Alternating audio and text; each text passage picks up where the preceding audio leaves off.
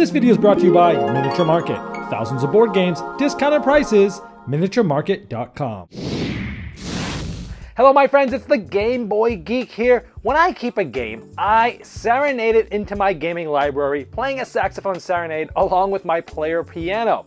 Now, at the end of the month, I like to recap all those so you have one video to look at the games that really wowed me the most and made it into my gaming library. Now, keep in mind that there's a lot of different things that make me give a serenade. I could really like a game, but for some reason it just doesn't make it. Maybe the box size is too big, I don't have something I want to replace with it, or things like that. So it's not always cut and dry, but these typically are the ones that I am the most excited about in adding to my library. So here's a video of going over all of those for the month of August. There were a lot because Gen Con hit and there were a ton of great releases, so here we go.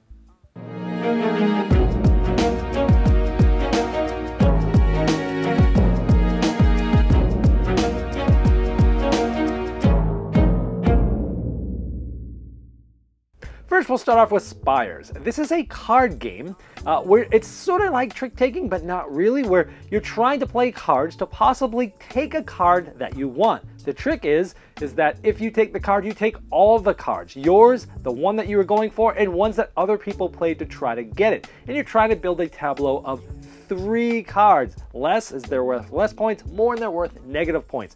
Very interesting, the thoughts here. If you like just sort of easy card games that aren't hard to teach but have a lot of depth, feel like a classic with some twists, this is definitely one of those, and the artwork was really cool too.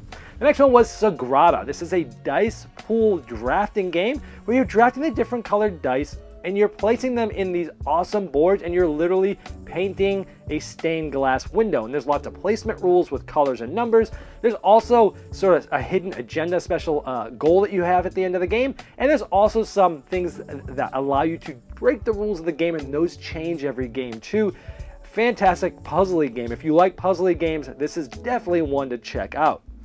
The next one is OkeyDokey. This is a fun little light cooperative game that has like vague communication built in, where you're trying to basically play all the cards in the game and you're trying to basically play different instruments in ascending order. But there's some really clever choices to be made. There's some different ways that you can communicate and not communicate.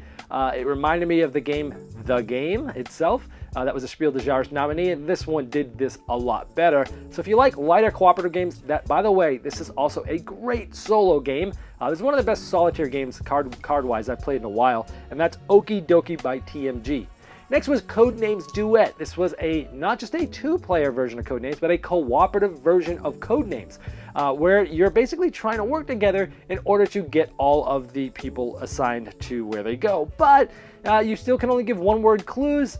But the thing is that there's a lot of overlap, where you have 3 assassins on your side, they have 3 assassins on their side, and some of them overlap with each other. It just took Codenames, in my opinion, to even a better level than it was before, which I didn't even think could happen, but I actually like this version even better than the original. It's one of the very few games that I've given a 10 in the last months or even years. Secrets was a social deduction game by Eric Lang and Bruno Feduti. There's 3 sides. There's the CIA, there's the Russian KGB, and there's the hippies. And it's a hidden movement game, hidden role game where you're trying to find out who's on your team and then get your team the most points. Unless you're the hippie, you win by having the single least points. Roles will be switching around, interesting decisions, trying to figure out who is who, a good mix of known information and some randomness thrown in. Next was Clank in Space. This was the big Gen Con unannounced game that came out. And this basically is, in my opinion, Clank 2.0, where it's a modular board, but they added a lot of new mechanisms that, in my opinion, makes the game even better than it was in the original. So if you like deck building games, or if you've liked Clank, or if you were thinking about getting Clank, this is the one to get, because this one made it to my library, where the other one, I really liked it, but did not. This one took it to the next level. Next was ExLibris by Renegade Game Studios. This was my #1 most anticipated game for Gen Con. And in this game, it's a worker placement for 2 to 4 players. You're building your own library. You're putting your shelves together. You're putting them in alphabetical order and numbered order. And you're doing different things with worker placement to select different actions that change every round. And every game they come out in different order. And you're trying to build the best library, focusing on specific types of books, avoiding specific types of books, having variety, and all different things with the special abilities as well. Great game. The next one was Custom Heroes. This is a card game, sort of like a trick-taking game, but more like a ladder climbing game where you're going to be playing cards and people are going to be trying to beat you. The thing is that each of these cards can be upgraded with these transparent advancements. This uses the card crafting system that was first found in Mystic Vale. And so you're upgrading cards, throwing them down, and using them to create powerful combos. But at the end of the round, all the cards get shuffled, and you could have just powered somebody up that somebody else uses next round. It's a really fun, feels like a classic card game with a really cool twist. One of the best card games I've played all year, if not the best so far.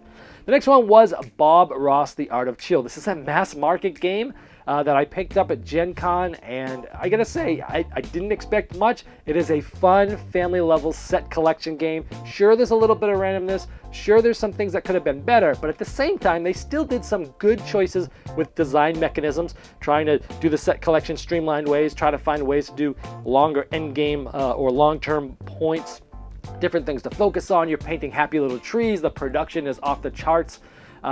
They just did a great job capturing the Bob Ross genre there. So if you like family games, definitely check this one out. And the last one was Whitechapel Mystery. This is basically the newest version in the Whitechapel universe. It's for 2 to 4 players. It's faster a little bit than the original Whitechapel. They've streamlined the mechanisms a lot. It's a lot easier to teach. It's very easy to play, but it still has that feel of Whitechapel. I liked it a lot. I still might like the original version better. I felt like there's still more depth there, and I liked having more police officers. But in general, if you like hidden movement or you're not sure about it, check this one out. If you thought Whitechapel was too long or there was too many things going on, check this one out. So that's it. Those are all the ones I kept for August. This video was sponsored by Miniature Market's Review Corner. The Review Corner features podcasts, video, and written game reviews by gamers for gamers. Miniature Market, the online gaming superstore. Thousands of board games, discounted prices. Check them out at miniaturemarket.com.